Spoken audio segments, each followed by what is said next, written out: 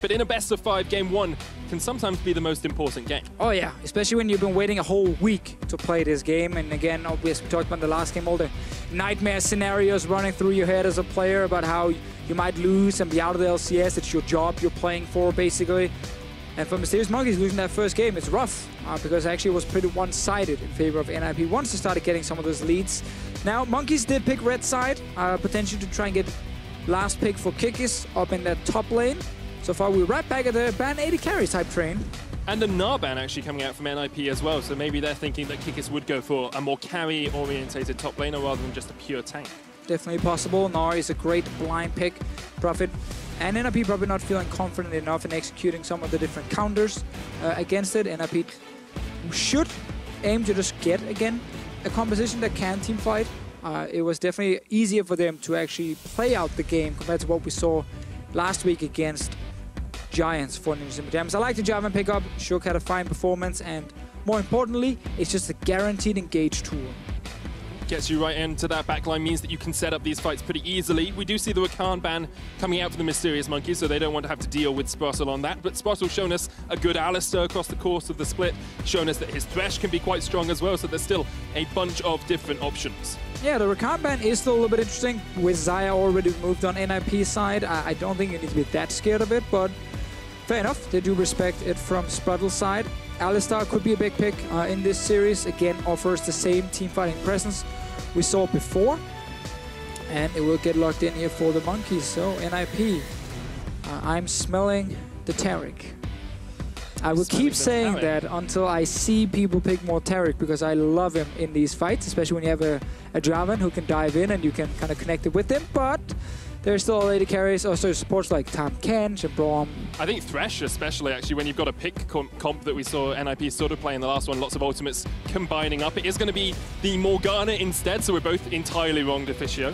Yeah, it's not the first time today that we've been entirely wrong. This was not a prediction, it was more a hope. Okay. I just want to see more Taric. I know these teams do not agree with me, but I really do want to see more of him. Anyway, Morgana locked in, Black Shield to annoy both the Gragas and the Alistar here. CozQ gets his Cassiopeia, and he can ban away 2 mid laners if there's anything he does not want to deal with. Let's say a Lucian mid lane or an Orianna. He can actually take that away from Nagne. Cassiopeia actually CozQ's highest win rate mid laner, 3-2 on that across the course of the split, and now we are going to see those mid lane bans. It's the Syndra and Camille actually removed by NIP rather than by Mysterious Monkeys. Both teams really respecting their last pick Camille in these drafts here. Orianna is still left open if Nagne wants to play it, so is his Lucian that he had a lot of success on last week. Galio also available in this draft, and you can definitely take Galio against Cassiopeia after the adaptive helmet buffs. It is not an awful matchup for you. So even with the Syndra ban, I don't think Nagne cares at all. I think actually he has plenty of mid lane picks left that he's happy to pick.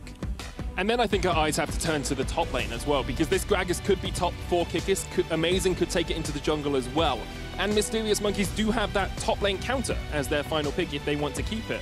So there's a lot of opportunity for the Mysterious Monkeys to allow Kikis to play a split pusher once again. Exactly. We really want to see AD carry be locked in here for Mysterious Monkeys to save that option for Kikis. The last Kaden is still left open, but we see a lot of mixed opinions on her right now from the different teams. Some teams don't even want to touch her, other teams still think she's okay. She's not locked in this game here. It is the Varus bot lane, and Varus is one of the champions who really struggles against Jarvan specifically, because if you do not have flash, you're never getting out when the engage happens. But NIP would need a bit more backline dive if they want to be a massive threat against Yuki in fights. So to do that, you need a diving top laner and perhaps that Galio as well for that backline? Yeah, could definitely be an option. Okay, that's a very late hover, so it is actually locked in. Oh, baby.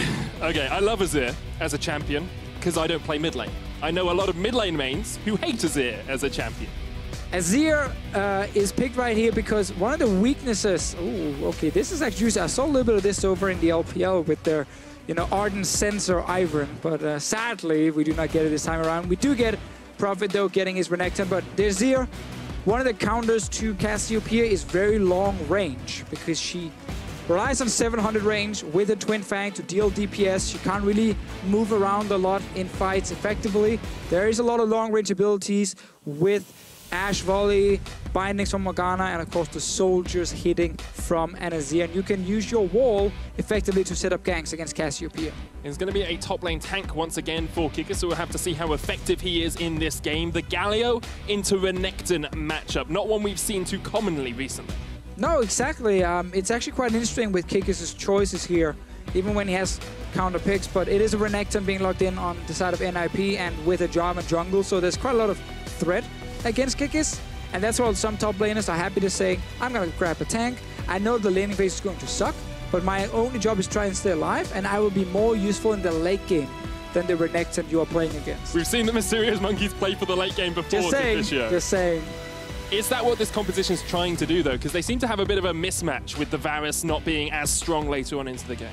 Well, Varus is strong if he's allowed to sit there and actually deal damage. That's the problem. In order to do that, you need to have the enemy already busy. You need to have, cooldown on their dashes and engages so the Varus is safe. Renekton, Jarvan can get onto Varus pretty easily in fights. So that is where we're going to see different fights from Yuki. One fight he has flash ready and he's feeling safe, he deals great amount of damage. The next fight, no flash, he deals no damage because he has to constantly run away and be scared. But that's always the risk with Ashe and Varus and these kind of AD carries right now. The Azir, though, that's the interesting one because NIP are trying to say, we need late game insurance. Azir will always offer you that. His late game is fantastic. His early game, however, is fairly slow. And Cassiopeia can out-trade him early. He's always a champion you can actually try and target with ganks and see if you can shut him down. A vital match for Mysterious Monkeys here. 1-0 down against NIP in this best of 5. If NIP take this, they're just a single win away from facing Schalke tomorrow. And Mysterious Monkeys will drop to the European Challenger Series, a position that all 5 of these members were just 4 months ago. Which almost makes it even harder, or even worse for them, because you just made it in. Especially for someone like CozQ. Like, for the last 3 or 4 years, he's been sitting at the bridge, at the brink of the LCS. He's been the gatekeeper. It's like, if you beat me, you can make the LCS. If I lose, then I'm not able to make it myself. And now he's got there. He got his chance, and he had a disappointing split overall. CozQ ended up facing a better mid laners than he was used to. It was a big challenge for him, and he's one of those players where we were hoping for more. He still has another chance. Like, he's still a young guy. Like, you can requalify to LCS. You can use all the practice you got in the first split to actually learn and improve, like we've seen from other players, and then have a much better second or third split. But for CozQ to have that, he still needs to get back into the LCS. And for now, he's sitting the losers match down 1-0 against NIP. And he has to deal with Nagne in the lane as well. Early on, we said that perhaps CozQ will be able to harass Nagne down, but Nagne does have that long-range poke in this lane as well. But CozQ can just be aggressive when he sees the soldier placed, try and look for the pure 1v1s. As a Cassiopeia, though, after level 6, you always got to look for the jungler. We talked about the engage from an Azir knocking CozQ back, and that is an easy kill for a Jarvan specifically. But amazing also on this Gragas. Can be active, we've seen that before from him. Mainly loves to go top lane. It's a Galio versus Renekton. Not really the lane you want to gank if you're amazing. Look mid lane, look bot lane. There's probably more openings. Do you need to shut down Prophet, though? Because he's had some very strong early game statistics in last week, especially against Giants. Even had a strong game against Kikis in the last matchup. Went ahead in all of his statistics and actually did it without much help from HeaQ. Yeah, obviously a Giant strategy is often to leave their top lane at ruin just alone. Even if he has a bad matchup, just leave him there to suck it up. And Prophet took advantage of that. He won that lane. And Prophet has done the same against some LCS top laners. He did it in the last game. Like, if he has a good matchup, he's able to get a big advantage and actually take tower down. And then what we need to see more from Prophet is him using that advantage to snowball the rest of the team. But we saw a bit of it last game. I think he had a good performance on the Gnar. We want to see more of it. Shutting him down for a Gragas Galio, that is difficult. That is very hard to do. So you might have to accept that Renekton will just win this lane and you try and outscale. Amazing has been tracked in his jungle here. HeaQ perhaps looking up towards that top lane for a gank. Can use the blast cone to jump across towards the Krogs if he wants, as Kikis has pushed up just a little bit. Do you go for a dive on a Galio, Deficio? Do you do it if you're Jarvan Renekton? That is the one thing that's super difficult to do against Galio with his damage reduction, his CC. Bot lane instead, though, as we mentioned, that's where Amazing can look for a play. Black Shield. Already being used, and the Ignite onto HeaQ as well. Amazing looking for it there. Dodges out the... Wow. Okay, that was a lot of damage. Yeah, that's a bit more damage than I was expecting, in all honesty. First blood to the Mysterious Monkeys. So this is what we want to see from Amazing. Look away from the top lane for once. Actually try and snowball someone else on your team. Successful first gank. No summoners used by NIP, though. They realized they were not getting out. Mid lane, we had HeaQ steal away the camp and look for a potential gank, but let's see the fight once again. Dreams just engages onto HeaQ, and it doesn't even matter if there's a Black Shield or not, if he gets knocked up or anything, because he's so far up the lane that there's just no way out. Like, this binding from Sprattel, technically, if it lands, great, you might survive, or at least have to use summoners to survive, but here, good flash from Amazing to get out of it, and then there's no way out. And this is what we want to see from Amazing as well. He needs to be ganking lanes other than Kikis, because in his series against Schalke, when he ganked away from Kikis, he actually did a lot more for his team. They actually ended up winning when he wasn't near Kikis early on. Yeah, as Stress said on the analysis coming into this game, like, it almost became a liability for Mysterious Monkeys that they always went top lane because it was so predictable, and teams started being like, okay, let's just try and counterpick Kikis, and then suddenly his matchup is not that great, and ganking for him is harder. So what Amazing did was he went mid lane, he went bot lane, and it proved to actually be quite good, because suddenly you have two lanes who might actually be ahead and winning instead of just the one lane where Kikis is in. So I quite like the adaptation with putting Kikis on more tanks and try and rely on team fighting. Now we just need to see if Yuki and CozQ can execute late game fights, because the Vladimir last game was not good enough in the late game fights to win the game. And that was against a team that didn't have as much late game as well. Here you've got the Azir to try and match up in those late game fights. It doesn't feel as cut and dry who's the early game team and who's the late game team in this second game of the best of 5. Yeah, with the Renekton on the side of NIP, I definitely feel like they have a few more tools to use, but they still have the great scaling, as you mentioned. On the side of Mysterious Monkeys, it is a lot about surviving top lane for Kikis. Just use the wave clear Galio brings. Literally just wave clear, wave clear, wave clear, and just play safe and see if you can match CS, then that's perfect. And then otherwise, if you're the Monkeys, get Yuki further ahead, get CozQ in a good position, and then you can still, for sure, get to the late game and really start being powerful with this comp. Yuki has not played Varus this split in the EU LCS, but did play it a lot in Challenger Series in the Spring Split, and actually had the highest damage numbers, damage per minute, of any AD carry in the Challenger Series on Varus. He's very comfortable on this champion. He knows it very well. And although it might not be the best AD carry in the current meta, it's definitely a comfort pick for him. Oh, let's see what happens. Bot here. Black Shield getting broken. Sprattel's going to get knocked up. Dreams there as well. HeaQ gets a bit of damage across the wall. I think Dreams was hoping that Sprattel would just kind of panic flash and get out of it, but Sprattel was like, yeah, you don't have any damage. He's done this rodeo before. Yeah, he's been around a little bit. Why would he care? You can just waste your mana and then he just walks out.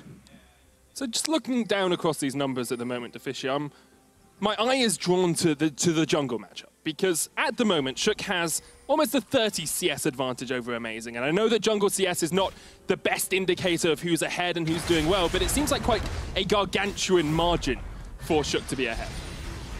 It really just depends on which camps he's been killing. He's been taking away the Crocs twice. There's a lot of CS in those two specifically, so Amazing has not been getting some of those camps with a lot of CS, which is obviously where you see the big difference. But as you do highlight, it does matter, and obviously HeaQ is ahead in experience, so you see the goal difference is about 400 for the Jarvan, despite Amazing getting an assist on that first blood. So HeaQ has not been ganking, but he's been just taking away the one camp in Amazing's jungle twice, and then of course his own camps, and he's just rushing towards level 6. And we need to see him ganking as well. He has got that Thunderlord, so it's an aggressive Jarvan, trying to get those extra ganks off, trying to get that damage down with the Keystone, but hasn't been able to work out the exact paths in which he wants to gank. I think mid lane is an option right now, with Nagne's ulti being available, Cataclysm being available for HeaQ. The first gank might not give you a kill, but they will give you a flash. And then the second gank, the return gank, should guarantee it. They're looking for Amazing first. Prophet has the pushing lane, has the dominance, has the Cataclysm. Amazing misses his flash. And NIP secure a kill and a red buff for themselves. No wards to spot the invade here. Prophet walks into the red buff area, Kikis surely should have called that one, but instead it's amazing. Dying, that's a really good kill for NIP. Very important that he goes over to the Renekton, who's trying to win this lane here. And Black Shield did not get broken. This is why you put a lot of skills in the Black Shield early as a Morgana and don't just get useless abilities like her W. Because then suddenly the Alistar will actually not be a big W threat. gets you waves. Heal actually being used here as well as the root doesn't quite connect down towards that bottom side. Dark Binding is the name. What Sprattel is doing right now is just maxing his Black Shield. The goal, as we saw here, is to make sure Alistar will not break it with a full combo, because then there's no follow-up CC that can land. HeaQ or Yuki right there did not manage to actually connect with his ulti due to the Black Shield still being there. Sprattel is trying to be annoying. Stop the recall. Got a deep ward. Using the Blast Cone as well means that if Amazing wants to try and sneak into that bush, he has to body slam across and you just delay the time for that gank. Nagne is going to pick up his own blue as CozQ got his. It's been a very even middle lane, and now that Nagne's picked up the Stinger, is this the point at which we start to see this lane go in Azir's favor? I mean, it's been even all the time. Both of them are literally just kind of accepting that it's really hard for CozQ to walk in range of Nagne, so they're just kind of trying to farm and push it out while Nagne gets a few hits on CozQ. And yes, he's going to start to be more and more threatening. I'm still waiting for HeaQ to show up, but first it's top lane. Amazing showing up top as Prophet just flashes across there. No chase from Kikis or Amazing. They decided not to go any further for Prophet, but they have burnt his flash now. Kikis, just like last game, trying to just hold on in his lane. Eventually, that tower will take too much damage and fall, but if he's buying enough time to get towards 1 or 2 items, he's done his job as a Galio.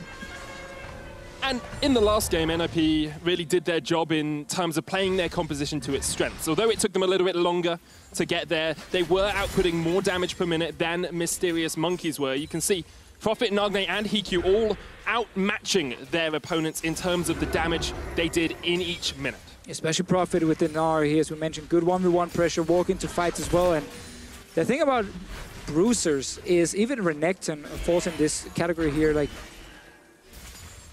they have so much damage against squishy targets, even in the late game, just based on having like a Black Cleaver. Like, that's enough, because these AD carries, they don't get armor. They don't get enough defensive tools to stop a Renekton or a Gnar from being a threat. So these top laners here can actually have a lot of individual carry power, despite not being a pure tank. As we see on the side of Kikis. And I like to see that carry power being put over to Prophet, because he was one of the big names for this NIP team when he joined. You know, he's a former He was the SKT biggest player. name. He was, although perhaps HeaQ in EU is perhaps slightly well. No, trust me. Everyone saw Prophet and they're like, yeah, he's the biggest name. Okay. Nagne? Nope. Nagne went to Worlds. Prophet. He did, but Prophet, he came from SKT, and everyone were kind of like, okay, let's see what this man can do. And I don't think we've ever mentioned that he came from SKT before. I think that's something we should have hit on a few more times. I think it's a great point. So everyone, Prophet came from SKT. Yeah. Rumors said that maybe he could have been a starter, but he got to play a few games. I mean, now that Huni's dropped out of favor at SKT, maybe Prophet and Huni are going to switch back and we'll get Huni back in Europe. But yeah, maybe Huni role swaps and he joins NIP as well, and both Prophet and Huni are there, and NIP Gals is like sub-SKT team. But then you have to get rid of Nagne. Yeah, okay, that's true. I like Nagne, so... Yeah, so do I. I think he's played very well across this series. Had a very good game in game 1 on that Galio, did exactly what he needed to do, and here is doing the same as he has a small CS lead. There's a big lead for Prophet in that top lane, as we would expect Deficio, about the 20 farm ahead. Trying to use the advantage to get Rift Held to actually break open the game here. You want to get that first tower down. When you're running the composition that are looking to abuse a winning matchup like the Renekton top, if you are NIP, just like last game, you run with plenty of engage with the Jarvan and the Ashe to see if you can actually force fights. So at the 12-minute mark, we've got a small gold lead for NIP, about 2,000. I've said this before, Deficio. I feel a little bit of deja vu coming in from game 1. Items are starting to be hit, and CozQ's actually gone double scaling with the Catalyst of Aeons and the Tear on this Cassiopeia. I want to see for CozQ if he wants Abyssal Mask in that mid lane. Something we see quite frequently right now. Blitz Esports as well made a little bit of a breakdown on why it is a good item. But it tends to work better. I watched the same video when you've got double AP on the enemy team and there's not as much AP on the enemy team as perhaps there could be. I mean, that is definitely true, but the item in itself just gives other things as well than just pure defensive tools, like the cooldown reduction is great for it. The aura, as we mentioned before here on the broadcast as well, being 700 range with the increased magic damage, is the same as Twin Fangs, her E, Cassiopeia. So it is pretty easy to use it effectively to actually deal more damage. And you gotta remember, other people benefit from it on your team, like the Gragas and the Galio, they deal magic damage. So they're like, thanks, Cassiopeia. You are now supporting our DPS. Rifto being used in the mid lane by NIP. No minions here. They've been cleared out. The smite comes down from Amazing, but I think Rifto will still get a good chunk down on towards that tower. And doesn't quite take it, but sets Nagne up in a good position now that he's completed the Nash's Tooth to be able to harass down that tower. Yeah, and when you're looking at Azir in the late game, you have to think about his ulti and how much value he can bring against a lot of these engaged champions who need to kind of run towards the Azir to get in range for the gap closer. That's where his wall can kind of just say, nope, stay right there, you're not going further, unless people can flank the Azir or have flashes ready. That's what we got to see from Mysterious Monkey's side. Things like Alistar used to be good answers when Azir was meta, because if you are a good Alistar player, you find that flank or you find the Q flash engage, and then Azir is stuck, and then he's not getting out. And Azir, of course, is a champion who needs multiple attacks off to really be successful. Constantly auto-attacking with the high attack speed and his soldiers. If you can lock him down early, he is weak. If you can't, he can win the fight 1v5. Both teams settled into scaling up here, Deficio. Feels very much like game one, and I'm wondering if we're going to have a repeat of game one coming into the later game. One or two big team fights just defining the way that this game ends up. Is there a point at which either of these teams is ready to pull the trigger? Are they waiting for specific items or specific objectives to come up? I mean, technically at this point here, both teams could start playing more aggressive, but because there's no clear objective for them to go for on the side of Mysterious Monkeys, they don't really have a lane where they say, this is where we're going to fight. I think if you're NIP, the mid lane tower is your goal. There you can see already they're moving Renekton down. Let's see bot lane though, Amazing is trying to find something. Sprattel on point with the black shield. Look, mid lane though, again, they're all moving in for this mid lane tower. That's the easy objective for NIP. Arrow flying. Here we go. Misses, but the tower is low. CozQ jumped on. Here comes the ultimate from Kikis though, and they try and turn it back around onto Shook. Damage coming down from Nagne off towards the side, and NIP unable to get the tower down yet. Oh, there was a 3v2 situation, but Prophet took the long route around the tower, took a few shots as well when he moved in, so not able to actually even get a summoner spell from CozQ. Quite interesting situation. NIP had a very easy turret to kill. Good communication from Mysterious Monkeys though, because they realized that could happen. Kikis came down into ultimate range, is only level 2 at the moment, so he needs to be there. And we wondered how he'd be on these tanks. Shows us that on the Galio, he knows when he needs to be around to help his teammates. It's a good setup, yeah, good defense from Mysterious Monkeys, but they're still kind of lacking that easy lane to play around. Top lane, it's not it. Mid lane, it's hard to lock down this long-range Azir. Bot lane with the black shields in the way. Let's see what happens here. CozQ flash. But Nagne's going to flash in response. There's the dark binding. There's the lockup. There's the kill onto CozQ. NIP react in the mid lane. And this time around, they get the kill in the mid lane. This is what we mentioned with them looking towards this low mid lane tower.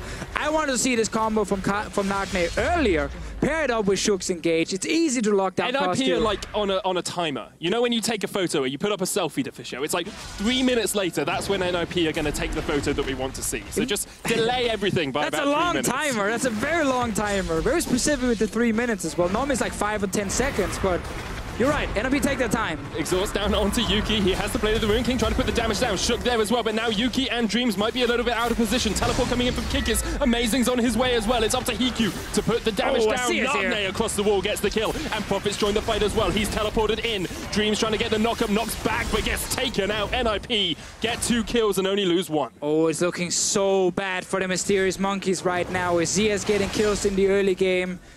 This Azir pick will be so huge later on, and it's been a great start for Nagne. Went even in the laning phase. Now he started actually making plays on CozQ. We see this play set up here. This is what you can do. Like, there's no way out as a Cassiopeia. As soon as Azir feels safe to dive onto you, he flashes, you flashes. Well, it's what we want to see as well from NIP. Here, it looks like Sprattel gets caught out by NIP adapt and react. You have a good call for NIP saying, you know what, take the fight. Yes, you might lose your support, but Nagne is on his way down. We actually do come to live because HeaQ just died, and so did Amazing. I think we saw in the little box in the bottom left corner that Mysterious Monkeys were making a play near the bot lane tower. HeaQ is dead, but Nagne is not, and he is still one of the main sources of damage for NIP. They now have almost a 5,000 gold lead. And Nagne might get killed now, because Dreams is trying to flank him.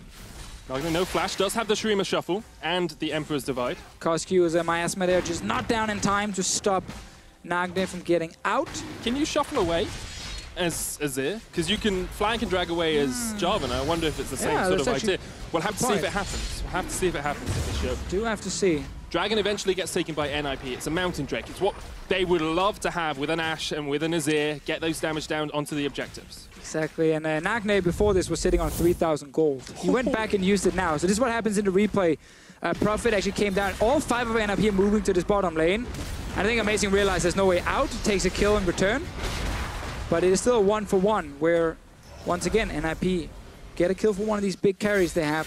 2-0 Renekton. Remember, as we talked about, he will get tanky towards the late game, and we still have enough damage to be a threat against the squishy targets. And it means that Kikis is going all armor as well on this Galio. So as soon as that Galio joins the fight where Nagne's there, he is going to get absolutely shredded by those soldiers.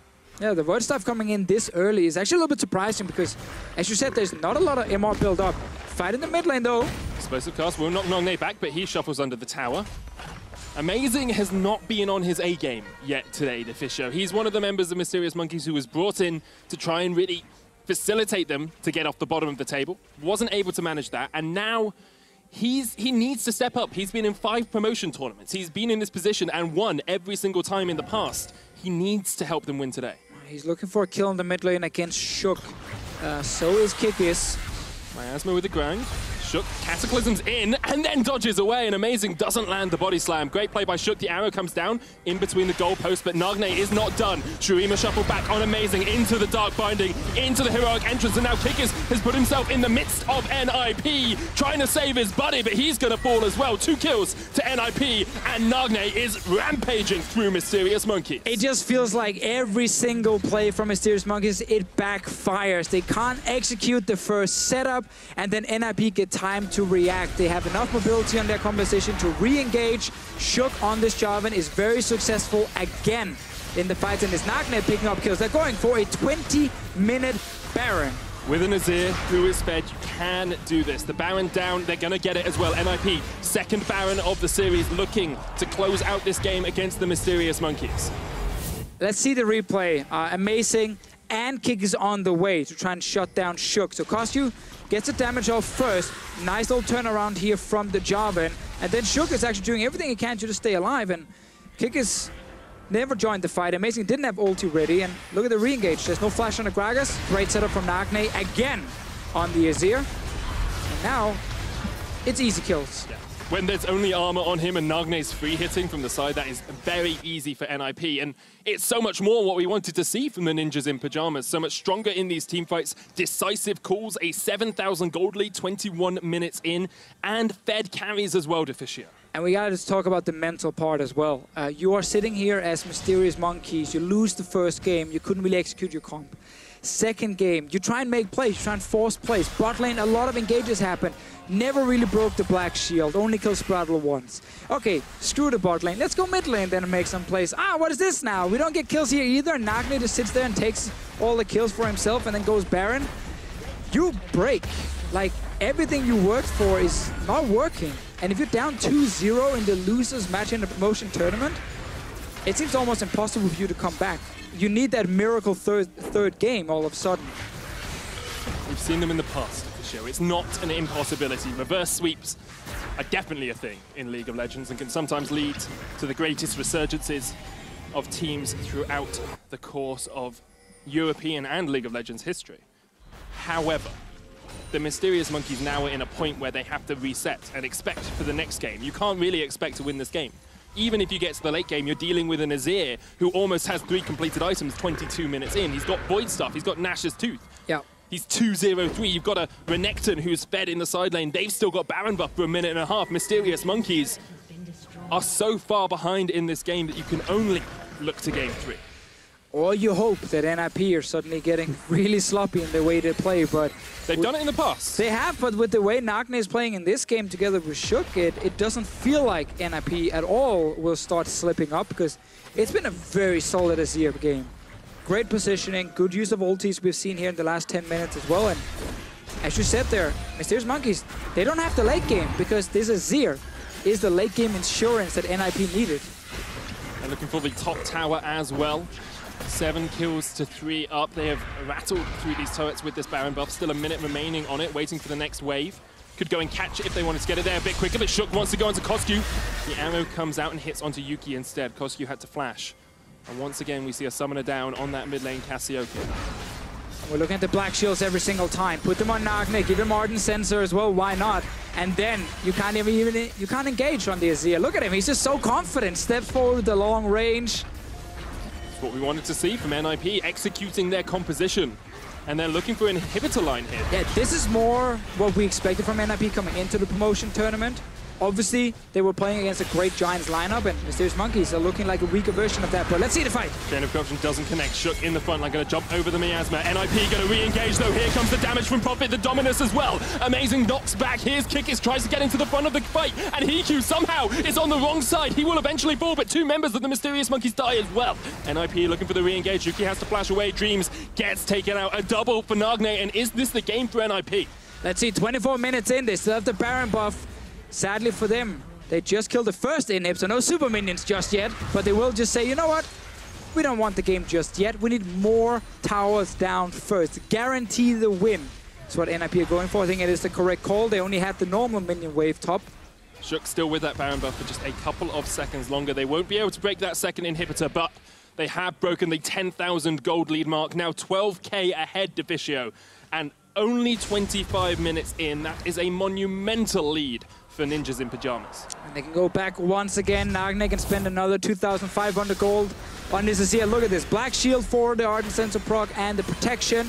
Step forward, play confident, and force the enemy away. Morgana as a support, while in this case here, the black shield did not block anything. She offers this safety for these late game carries in a hard engaged meta. That is so crucial, and which is why we see a lot of teams value her highly. It's been a good pick for NIP this game.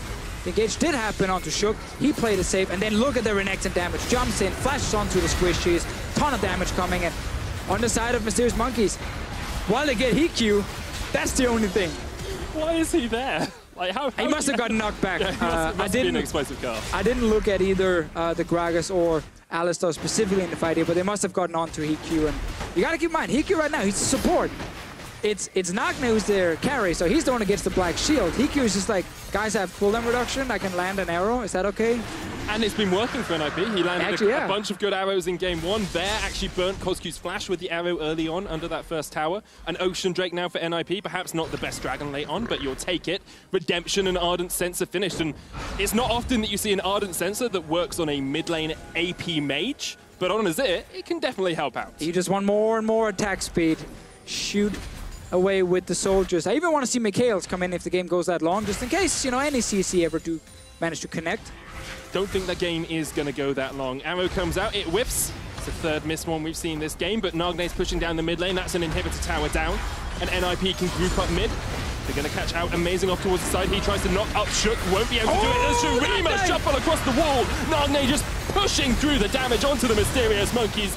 They are getting melted, destroyed and dominated by Nagne. 15 kills to 4. NIP are going to take their second win in this best of 5. NIP looks so good today. They're destroying the Mysterious Monkeys, and what an advantage now. 2-0 up. They'll go into the third game, having done well now twice. And Nagne showing a new pick for him in the EUCS. And it was successful. NIP, there's nothing ninja about that. They break down the front door and they go 2-0 up over the Mysterious Monkeys. Fun game to watch if you are an NIP fan. Not a fun game to watch if you're a Mysterious Monkeys fan. Definitely, definitely true. And once again, we see NIP here being able to rely on good individual laners like Prophet, like Nagne, to actually do their jobs, not fall behind early, and then when they get a small advantage, snowball it. But obviously it's not just about those two guys. Like bot lane were under a lot of pressure. Sprattel and HeaQ stayed alive. They did the best they could to just play as safe as possible. And of course, HeaQ has found a lot of success on Jarvan now. If you are Mysterious Monkeys, you gotta reconsider this red side. I thought they picked it to counter pick for Kikis. They locked in a Galio and said, we just want to try and survive lane and then hopefully we can win team fights. But that was countered completely, and I think also when you start seeing that Azir, you gotta pivot a little bit and be like, is Galio really the choice? Because right now, you're just building more tanks in your composition against a guy who is fantastic against tanks. And you have to give Nagne credit as well, cracking out a new pick in the tournament, the series for your lives, the game that you're really trying to win. It's very impressive. Ninjas in Pyjamas are fighting to remain in the European LCS and took another crucial victory in Game 2. Here are Dracos and Stress to break it down. So much to talk about here, Medic, and I think the first thing we're going to look at is picks and bans. Now, of course, the immediate standout pick is going to be the Azir, something that we have not seen in a very long time. Yeah, well, we've seen a couple of games in Europe and it hasn't actually found success. So glad to see it actually have a win here. And I don't want to go too much results before we go move off the draft. The Azir was a great pick. I like it. But the Galio pick, I don't like the Galio pick. And here's the reason. Because if you're putting Galio top lane and you already know you're into a Renekton, generally, you know you're losing that matchup. Not a lot of things beat Renekton in the lane, but don't lose it in a matchup that's so heavily defeated in lane, pushed in, and yes, they want to try and have that emphasis with the ultimate to roam later on in the game, but as Deficio was just saying, you're trying to build tanks into a tank buster in the middle lane that you're not going to be able to threaten properly with Cassiopeia and the Galio. They're never going to catch that Azir. It's like two of the best champions in terms of kiting, right? We have an Azir and an Ashe on the opposite side, and you're picking the only way the Mysterious Monkeys can realistically set up a fight is Alistar going in and having, or alternatively the Gragas, of course, and having the Galio all come in, but Wall, arrow the Alistar as he's coming in. Everything falls apart. It feels like they 100% got outpicked and banned. And on top of that, you mentioned the Renekton matchup. And as we look at our first replay, you can see that that went just as terribly as you expected, because not only was Renekton dominating his lane, he was freely able to walk into Amazing's jungle and pull off this fantastic play. Yeah, Prophet knows he's got the lane push. Like, there is nothing really that can be done there from Kikis' perspective to get out of the lane. He's too far pushed in, and as you see, Amazing, a little bit unfortunate on not being able to escape over the wall, but still, that's the presence of that Renekton in the lane. This is what Renekton will always give you, and picking Galio into it, who will lose the early lane anyway, really isn't the way forward. No, definitely not. HeaQ having a good time. A solid showing from him in the entire NIP roster. And unfortunately, this point in the game, NIP definitely looked in control. It was a little bit back and forth, but NIP were starting to build a gold lead and Stress. Then as we moved into the mid-game, I feel like Mysterious Monkeys decided, if we don't make a play right now, we're going to lose the game. And they just kept trying to force plays, and a lot of them backfired. Yeah, this one was an attempt where Amazing, he initially tried to engage the fight, ends up getting pushed back under the tower. Kikis desperately tries to save Amazing, but at this point, I don't think Mysterious Monkeys are even on the same page with regards to how they're anticipating these fights to go, because Kikis didn't need to go in there. Amazing was dead already, and it's that snap decision-making that we know Kikis and Amazing typically come out very successful from when they play pretty much do or die with each other.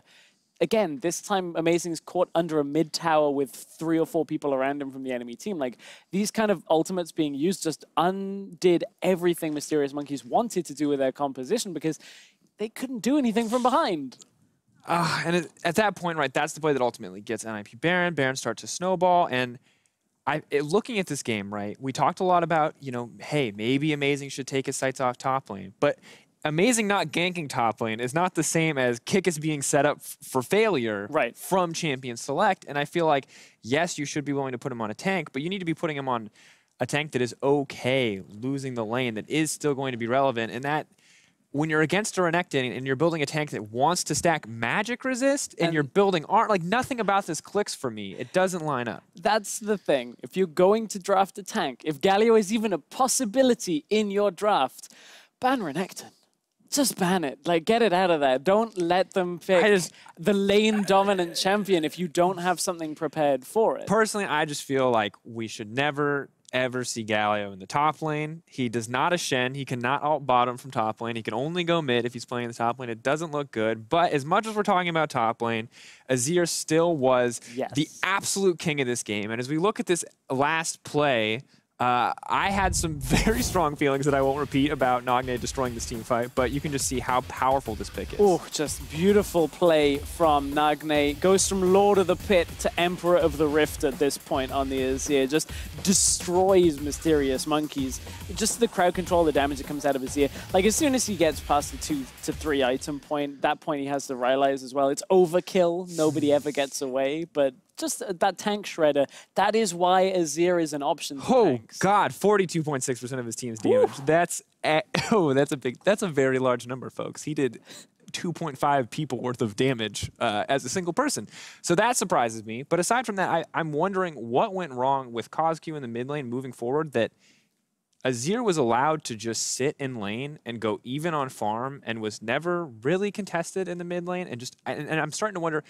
Now, admittedly, I do not know the intimate details of Azir versus Cassio as a matchup. Maybe this is what happens. Maybe this is just a surprise counter pick. But I don't feel like there's any situation where Cassio, a champion that can be hyper-aggressive early, should be suffering against Azir, a champion who has very, very little damage in the early game. Very little damage, but a lot of range in the early game is one of the key things. Deficio talked about it a little going into the game, where Azir can sit back, wave clear for a while, and until you get an item or two, you don't really have a lot of threat. But if there's nobody else coming to your lane for a lot of the time, then Azir just has a lot of freedom, can just move back to the tower and not concede too much at the same time. And a lot of it is the fact that Amazing, the early plays where he got caught, also has that impact on mid lane, where CozQ can't quite play as aggressively because there could be people behind him coming over the Raptors. Who knows at that point? Like, CozQ had to play a little safer than he would have liked. All right, to round things out, you predicted a 3-1 for NIP. Well, you're on the road to the NIP prediction, but not on the road to the 3-1. Do you think Mysterious Monkeys are going to fire back here and get a game, or is this just going to be a 3-0 for Ninjas in Pyjamas? Because I don't want to jinx it, I'm going to stick with my prediction. That's a bit of a cop-out, I think. NIP are looking very, very strong, and it is well within their possibility to end it here. Definitely is the case. Well, Mysterious Monkeys are also under tremendous pressure as they are 1 loss away from Challenger. Let's see if they can stay alive in Game 3 coming up in just a minute. Vital match.